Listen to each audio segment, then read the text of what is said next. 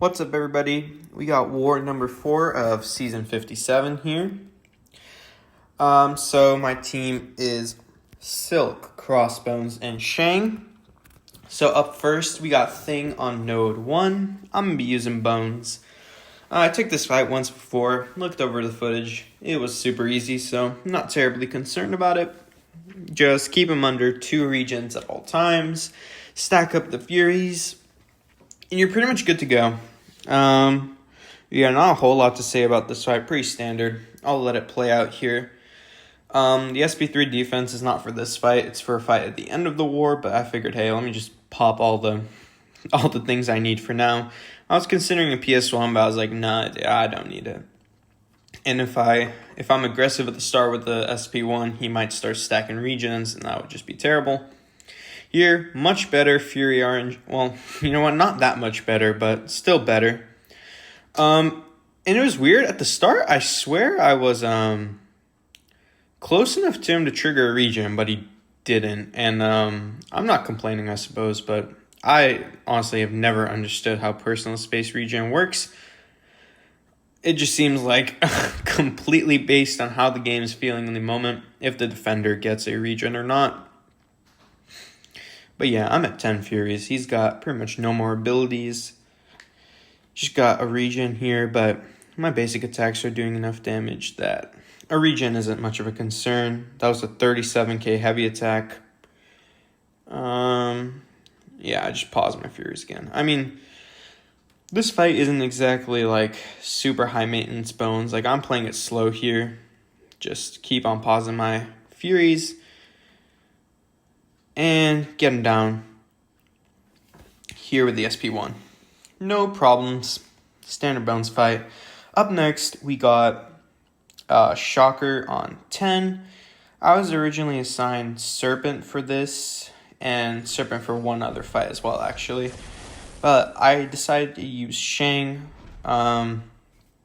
Oh yeah, and here I'm having a bunch of technical difficulties with my phone. It usually tells me if I'm recording or not, but here it didn't, so that's why I was just checking the sound and everything, and there I took an accidental screenshot, but now everything's fine. I can actually hear the game, and it does say it's recording now, so I just wanted to make sure before I didn't have the entire war on footage. So here, the plan is simple. He's got Masochism, and it heals him for a lot, so just don't parry, don't medium, and don't medium, light, medium. So the only Wushu strikes I'm using are my Cleanse and Unblockable. The Cleanse just because it'll ramp me up quick, and the Unblockable also to ramp up, but when I throw my SP2, I want to have that up so it doesn't auto-block me. I think his auto-block is when he has above 25 of his little charges, so odds are he will have that up, so I just gotta be ready for that. Now he's unblockable, but I'm not too concerned. I need to beta heavy from him just to reset my Wushu strikes, and there we go. I think I'm trying to go for a Cleanse, and then no, I just go for it. All good. Shang destroyed him. And yeah, honestly, I do appreciate being able to use Shang for this fight and Sentinel, which is the next fight I'm taking, Sentinel on 27.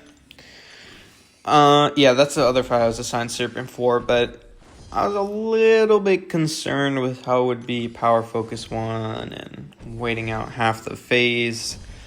I know Sentinel would work, Serpent would work, but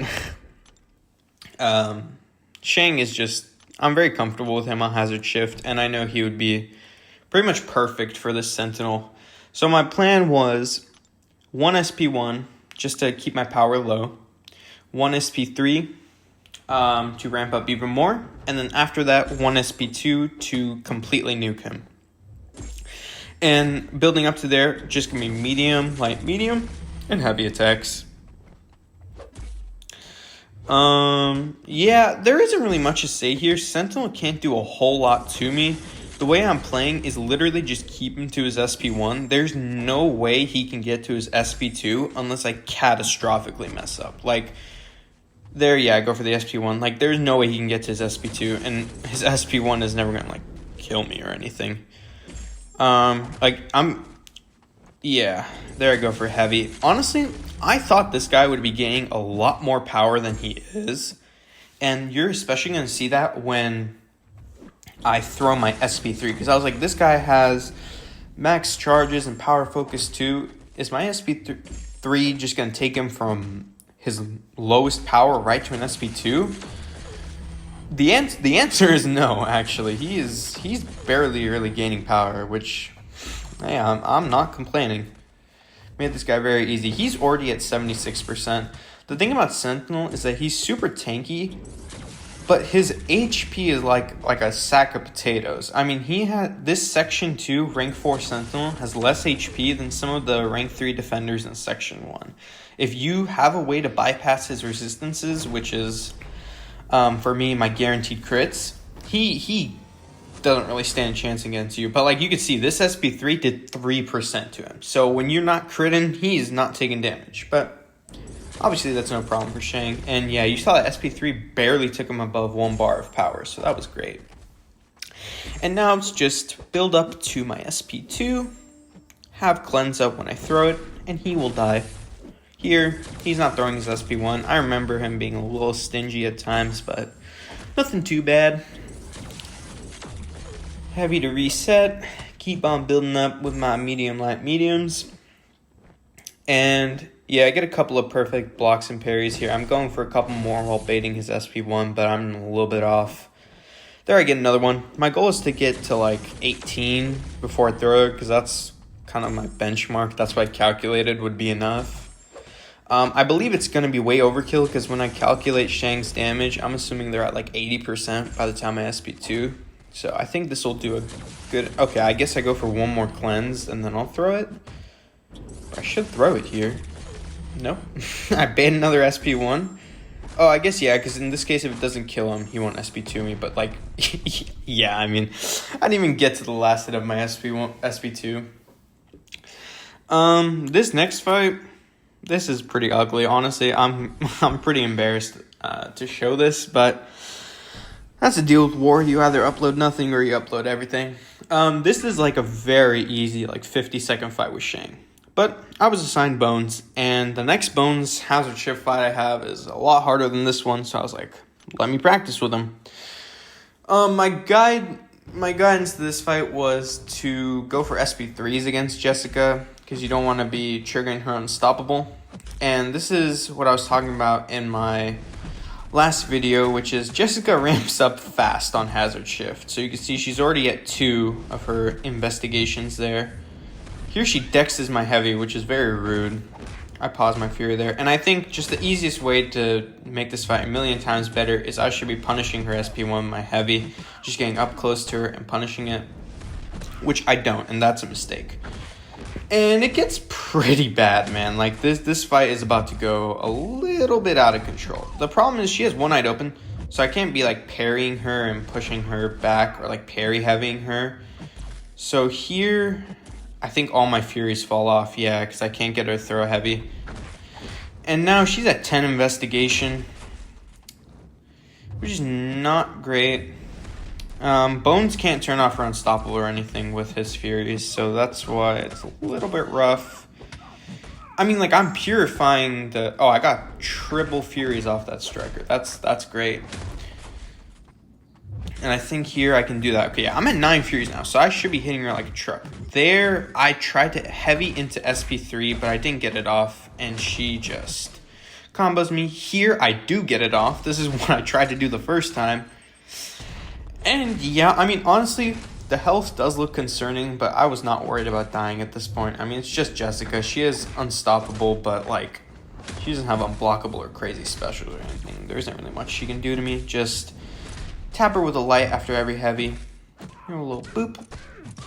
I don't have any furies up, but that's fine, because I'll ramp with Hazard Shift. I think heavy here, yep. I should trigger Overrun, but I don't, because I just want her to die ASAP. And I go for it here. She's dead. No worries. Now we get to a fight that, honestly, I was just a little bit sad about. So I'm taking Serpent on 45 with bones. And the plan is just pause your Furies off his SP1. I'll shut off Hazard Shift. And then ideally, I will turn off his Immortality with my Furies. And if he doesn't, it's fine because I should be able to tank an SP3. That's the thoughts going into the fight. And I also put on the 33% SP3 boost. But we will see that is not how the fight plays out. So one thing I was really concerned about in this fight was how much block damage the SP1s would do. And I guess the general thoughts beforehand was that it's fine. They don't really do much. But we will soon find that they in fact do a lot of damage. So I'm throwing in the light after like blocking those hits of the SP1 so that I can just push him back a little bit. But he's getting his inexorable quite often, which is not great. Because it just means he's pushing me closer and closer to the wall. And if you get on the wall against Serpent, he gets burst damage on you above 8 charges. So we're gonna see that come into effect very soon. He's at 6 charge right now. So every charge he's gaining, he's just doing more and more damage into my block. And now he has the Pierce up. And there I accidentally parry, which is very bad. And look at this SP2, man. I'm SP1. That just did 23% of my health through my block. And here I was like, okay, if I'm in the corner there, the next one probably will kill me. So I have no choice but to just go for it. And here he's at an SP2, so now I definitely cannot bait it. And I'm just going for it. Literally just full send. I'm praying Bones comes through for me, but I lost my 17 Furies, man. And just... he throws his SP3. I definitely cannot tank an SP3 in this fight. Because just the amount of damage he does beforehand, it's too much. Like, I don't know. Maybe someone can let me know in the comments if I majorly messed something up. But I wasn't really sure what the strat was there. Because, like, at the end of the day, even if I did nuke him, when he went his Immortality, if it didn't fail, he would have 100% killed me. Because he would have just gone right to SP3 and killed me. So, I don't know if the plan was just bank on luck, which I doubt, because that's never the plan. But yeah, here I'm just going back in. I'm healing all the way up because now I'm like, okay, if I'm at full health and he is not ramped, I can most likely tank an SP3.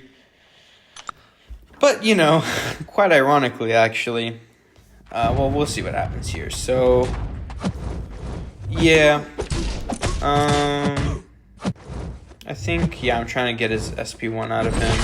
I'm at 4 Furies. And, let's see what happens. Yeah, I turned off his Immortality with 4 Furies, which... quite ironic. After all that, with an 80% chance to turn off, it actually comes through for me. And yeah, I mean, already talked a lot about that fight. It's okay. Here we have count on 46. Last time I took it with Shang, I did not survive, and I was like, I can definitely take this with Silk. So I got my wish. Here we're using Silk. And again, the plan was to not PS1 or powerbacks because he'd go into Ionic. But after this fight, I would actually strongly encourage PS1 and powerbacks for this. Because it doesn't really matter if he starts in Ionic. It's very easy to just wait it out. And it's much, much simpler than not having either of those boosts. And there he evades me. And I was like, are you kidding me, man? Because my goal in this fight was to go to my SP2, and since I don't have powerbacks, I was like, it's fine if I only get to my SP1 afterwards. Because I can just tank his SP3. But now I don't have the invul. And I was lucky through the SP2 there. I mean, I could have played around it, but like if he was just not playing ball, I was kind of cooked. And here, I'm kind of concerned on what I should be doing, because my goal was to wait out the timer till my evade is back up for me to push him to SP2. But here I was like, okay, we're gonna go for it. Silk SP3, SP2 route definitely does enough damage to this guy, so no worries, no hurries. He should die here. spoiler alert, he does not die here, so we'll see what happens. And I swear to God, I literally tried this rotation maybe like, I did the entire ROL actually using this rotation with Silk, and I did it 100% of the time, got to my SP2. And of course here, I cannot. So he throws his SP3, and I know I'm going to survive because I have the 33% boost, and he hasn't gotten too much aspect of evolution. I mean, it hurts, but yeah, I have 76% health. So he's going to start siphoning my healing, and you can see he's in Ionic, and he's also paused his Ionic. So this is like worst case scenario. But I'm totally fine. Like, he has 0 power. I'm almost at another SP2. And you can see his Ionic there. It's above his 50 charges. It's ticking down. I'm losing health because he's stealing my willpower. Which probably lost me another like 10% HP. But I'm not too worried about it. I have my evade up. His Ionic is now gone. So I'm free to play the fight as if I'm starting from scratch, except he's at 23%, and I'm already almost to another SP3. So yeah, this here is basically how the fight should have gone from the start. So yeah, we're going to bait his SP2, and of course we have the evade for it. I should have punished it, but I'm like low-key just trying to lock in at this point and just get the solo, because it's very easy as long as I don't do something stupid. So we go for another SP3. Bam. Bam. He's going to be in the corner. I have my relic again. And yeah, honestly, I mean, not much to be said. I think we all know that a 12% health count is not surviving this. And yeah, man, I mean, I feel like that kind of just goes to show if the benefit of Silk versus Shang for that fight is that no matter how much you mess up with Silk, you're not dying there. It's just a count. He's not too difficult. So yeah, that was my war. I'm kind of upset at the Serpent death, but like, I talked to some people, some players who are far better with bones than I did, and they were nice about it. They were like, yeah, you did play pretty well. There wasn't a whole lot you could have done. So yeah, it's okay. I mean, the next war, at this point, I'm just hoping is better and I get back into the groove of it. But at least I got some cool Shang fights this war in Hazard Shift, so I was happy about that. So yeah, thanks for watching, and I will be back for War 5.